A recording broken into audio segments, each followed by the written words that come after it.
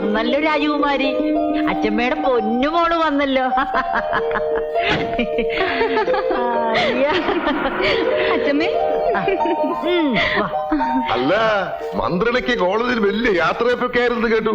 ഓ, അങ്ങനെ അങ്ങോട്ട് കളിയാക്കണ്ട. ഇപ്പൊ കോളേജിൽ ഇതൊക്കെ പതിവുള്ളതാ അല്ലേ മാലു? പിന്നെ എന്റെ കല്യാണത്തിന് കോളേജിൽ നിന്ന് മുഴുവൻ കുട്ടികളും കൂടി എന്നെ കാറിക്കൊണ്ടുവന്ന് ആക്കായിരുന്നു. ഉവ്വ, ഈ മരക്കൊന്നിന് കെട്ടാൻ വേണ്ടിട്ട് നിന്നെ കോളേജിൽ നിന്ന് പടയേറ്റ് കൊണ്ടുവന്ന് ആക്കണ്. വാ മോളെ. ഇളയച്ച, അച്ഛനെവിടെ പോയി? ചേട്ടൻ വക്കീലിനെ കൂട്ടി നിന്റെ മന്ത്രിയെ കാണാൻ പോയിരിക്കാ. പോയിട്ട് നേരം കുറെ കാണാൻ പറ്റിയിട്ടുണ്ടാവൂല. ഒന്ന് പോട നീ. കാണാൻ പറ്റാതിരിക്കുക. അയാൾ എന്താ മാഞ്ഞു പോയ?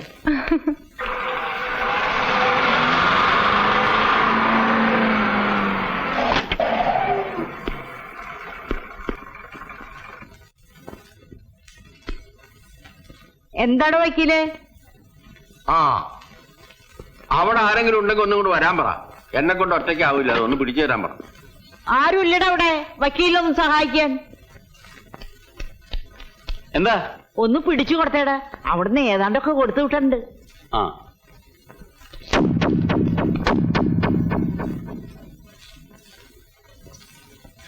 അയ്യോ അച്ഛൻ. നോക്കി കണ്ണുകൊണ്ട് പിടിക്കേ.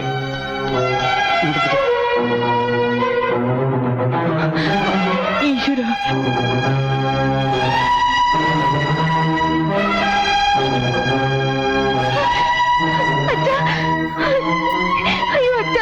നിങ്ങളൊന്നും അങ്ങോട്ട് മാറി നിന്നേക്ക്, കാറ്റ് കൊള്ളട്ടെ. വലിയേട്ടാ എന്താ പറ്റിയത്? വെള്ളം. ചേട്ടൻ ഒരു ഗ്ലാസ് വെള്ളം എടുത്തോണ്ടേ. ചേട്ടാ, എന്താ പറ്റിയേ? വിഷമം എന്താണെന്ന് പറയേ. എന്താണ് വക്കീലേ, എന്താ ഉണ്ടായത്? ഡോ, തന്റെ വായിൽ നാവില്ലേ? എന്താ പറ്റിയെന്ന് പറ.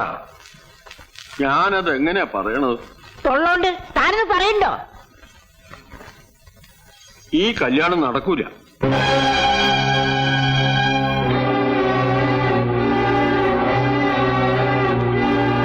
മന്ത്രിക്ക് നമ്മളുമായിട്ടുള്ള ബന്ധത്തിന് ബുദ്ധിമുട്ടുണ്ടെന്ന്.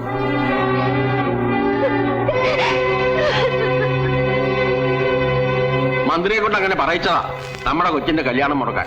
താൻ എന്താ പറഞ്ഞത്? ആനപ്പാറയിലെ കൊച്ചിന്റെ കല്യാണം മുടക്കിയതോ? ആർക്കാണോ അതിന് ധൈര്യം ഉള്ളത്? പറയണോ? ഈ നാട്ടിൽ ആർക്കാണ് ധൈര്യം ഉള്ളതെന്ന്? അതിന് എന്റെ കൊങ്ങയ്ക്ക് പിടിച്ചിട്ടെന്താ കാര്യം? പിടിക്കുന്നെങ്കിൽ അയാളുടെ കൊങ്ങയ്ക്ക് പോയി പിടിക്കണം. ആ 500 അയാളാ ഈ കല്യാണം മുടക്കിയത്.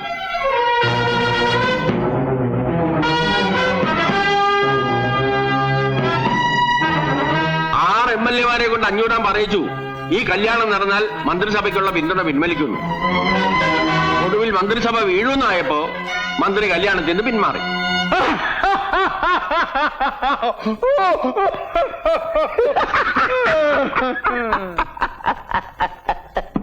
ഈ 500 ആനെ തോൽപ്പിക്കാൻ ആനപ്പാറക്കാർക്ക് ആഭ്യന്തരമന്ത്രി. ആനപ്പാറക്കാർ എന്റെ മുമ്പിൽ മുട്ടുകുത്തിയാണ് ഞാൻ തുപ്പിയത്. അത് നീ എന്റെ തുപ്പത്? മുതലാളി എന്റെ വായി തുപ്പിയിട്ട്. അത് നീ തുപ്പടുത്തോന്ന് കോണാമ്പി പോലെ വായ പൊളിച്ചിരുന്നിട്ടല്ലേ? അങ്ങോട്ട് മാറിയിടാ. മാറിയിരുന്ന ചെവിയേക്കൂല മുതലാളി. കേട്ടിട്ടെന്തിനാ മലമറയ്ക്കാനോ? അങ്ങോട്ട് മാറിയിടാ. ആ, അപ്പൊ ചന്തി കൊണ്ട് നിലനിടയ്ക്കാണോ? എന്നിട്ട് മാറിയിരിക്കാൻ. ഇതുകൊണ്ടൊന്നും തീരാൻ പോകുന്നില്ല. ആ തള്ളയും മക്കളും അനുഭവിക്കാൻ കിടക്കുന്നേ ഉള്ളൂ. കൊല്ലോടാ, ആ കിളവന് ഞാനെന്ന് കൊല്ലോടാ, കൊല്ലും. അമ്മേ, എന്താ ഇത്? ഇതിനൊക്കെ ചോദിക്കാനും പറയാനും ഇവിടെ ഞങ്ങളൊക്കെ ഇല്ലേ? ഞങ്ങള് എന്നാ ഇന്നടാ ഇത് കൊണ്ടുപോയി ചോദിക്ക്. നീയൊക്കെ ആണാണെങ്കിൽ പോയി കൊന്നിട്ട് വേണാ. എന്താ എന്താ എന്താ ഇത്? ദേ വക്കീലുണ്ട്, എന്റെ ഈ സ്വത്തും പണം എല്ലാം ഉണ്ട്. ചെല്ലടാ ചെല്ല്. കേസും കോടതി ഈ അച്ചമ്മയ്ക്ക് പുത്തിരിയല്ലടാ. അച്ഛമ്മ എന്ത് ഭ്രാന്താ നിങ്ങൾ ഈ പറയണത്? അതേടോ ഭ്രാന്താണ്. ആനപ്പാറയിൽ അച്ചമ്മയ്ക്ക് ഭ്രാന്താണ്. ഭ്രാന്ത് മൂത്തപ്പണം ഞാൻ അയാളെ കൊന്നേന്ന് താൻ കോടതിയിൽ പോയി പറഞ്ഞു. നോക്കി നിൽക്കാൻ അമ്മയുടെ കയ്യിൽ തോക്ക് മേടിക്കടാ. അമ്മ അവിടെ നിൽക്കാൻ. കൊല്ലു ഞാൻ. അടുത്തു വരരുത്. തരില്ല. അതിക്ക് തന്നേ. അമ്മയോട് മാറി തോക്കി ഞാൻ മേടിക്കാം. കടിക്കല്ലേ കടിക്കല്ലേ കടിക്കല്ലേ കടിക്കല്ലേ. എന്തായി കാണിക്കുന്നു?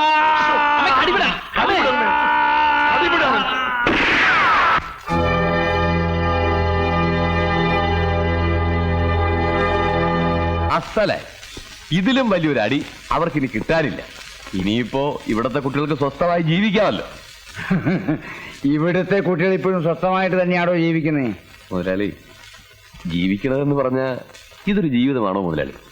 ഒന്നുകിൽ നാട്ടുകാരെ സഹായിക്കാൻ വേണ്ടി തല്ലുണ്ടാക്കുക, അല്ലെങ്കിൽ ആനപ്പാറക്കാരെ തോൽപ്പിക്കാൻ വേണ്ടി തല്ലുണ്ടാക്കുക. ഇതല്ലാതെ അവർക്കും വേണ്ടേ മുതലാളി ഒരു ജീവിതം? വേണ്ട. ഇനിയും ഇങ്ങനെ വാശി പിടിക്കണം. കൊല്ലം 10-20 ആയില്ലേ അതൊക്കെ കഴിഞ്ഞിട്ട്? ഇനിയെങ്കിലും അവന്ന് അവസാനിപ്പിച്ചൂടെ? പഴയതൊക്കെ മറന്നില്ലേ? മറക്കണോ? പഴയതൊക്കെ ഞാൻ മറക്കണോ? എന്തൊക്കെയാണോ ഞാൻ മറക്കേണ്ടത്? പറയുന്നു, എന്തൊക്കെയാ മറക്കേണ്ടത്? എന്റെ ലക്ഷ്മി, ഈ വീടിന്റെ മഹാലക്ഷ്മി എന്റെ കൺമുമ്പിലാ വെട്ടുകൊണ്ട് വീണത്. ഈ കൈകളിൽ കിടന്ന് അവസാനം അവൾ പെട്ടഞ്ഞ് മരിച്ചത് അത് ഞാൻ മറക്കണോ? പിന്നെ 14 കൊല്ലം ഞാൻ പൂരപ്പുര സെൻട്രൽ ജയിലിൽ കരിങ്കല്ലുടച്ചത് മറക്കണോ? മറക്കണോന്ന്? എടോ, താനിപ്പോ ചോദിച്ചില്ലേ എന്റെ മക്കൾക്കൊരു ജീവിതം വേണ്ടെന്ന്? അവർക്ക് എന്തേ ഒരു ജീവിതം ഇല്ലാണ്ടായി പോയി? എന്തേ എന്റെ ബാലരാമൻ കല്യാണം കഴിക്കുന്നത്? എന്റെ സ്വാമിനാഥനും പ്രേമചന്ദ്രനും എന്തുകൊണ്ട് കല്യാണം കഴിച്ചില്ല? എന്റെ രാമഭദ്രന് ശേഷം ഒരു കുഞ്ഞിക്കാലി മിറ്റത്ത് എന്തേ ഓടി കളിച്ചില്ല? പറയടോ, പറയാൻ. ഇതൊന്നും 500 മറക്കില്ലടോ, മറക്കില്ല. ആ തള്ളയും മക്കളെയും നശിപ്പിച്ച് ഈ 500 ശവം ചാമ്പലാവൂ.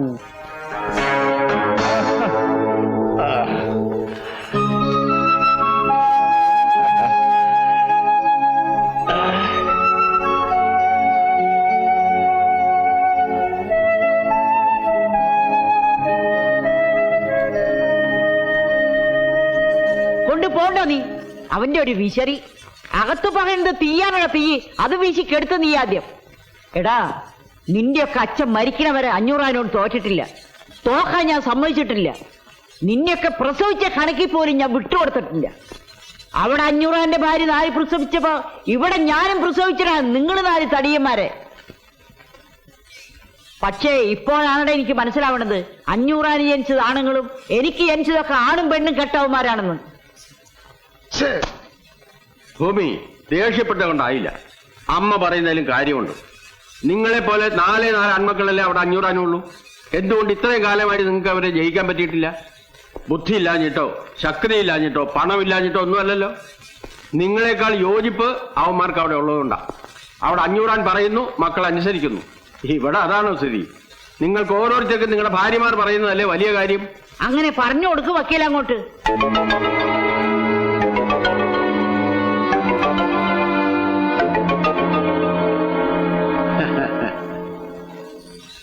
അസലായി. ഇതാ പെണ്ണിന്റെ ശക്തി.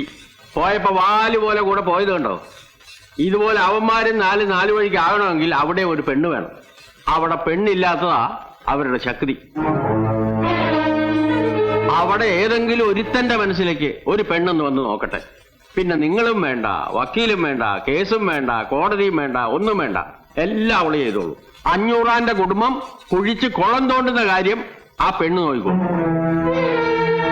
എന്തു പറയുന്നു? പതിയാക്കണമെന്ന് കുറെ നേരമായില്ലെന്ന് കുരക്കണത്. ഇവിടെ ഒരു കൊച്ചി കല്യാണം മുടങ്ങി കരഞ്ഞാലിച്ച് കിടക്കണത്. അപ്പോഴയാൾ അവന്മാർക്ക് വേണ്ടി അന്വേഷിക്കാൻ നടക്കണത്. കല്യാണം മുടങ്ങുന്ന വെച്ചാൽ ഞാൻ കൊല്ലാൻ പറ്റുമോ? പഠിക്കാൻ വിടണം. കൊല്ലണോ പഠിപ്പിക്കണോ എന്നൊക്കെ ഞങ്ങൾ തീരുമാനിച്ചോളാം. അതിനി പഠിക്കാൻ പോവില്ല എന്നാ പറയുന്നത്. പഠിക്കാൻ പോകില്ല എന്നൊക്കെ അത് പറയും. പക്ഷെ ഇനി ഇവിടെ ഇങ്ങനെ നിർത്തിക്കൊണ്ടിരുന്ന അതിന്റെ വിഷമം കൂടുകയുള്ളൂ. അതുകൊണ്ടാണ് പറയണത് അതിനെ പഠിക്കാൻ വിടണം.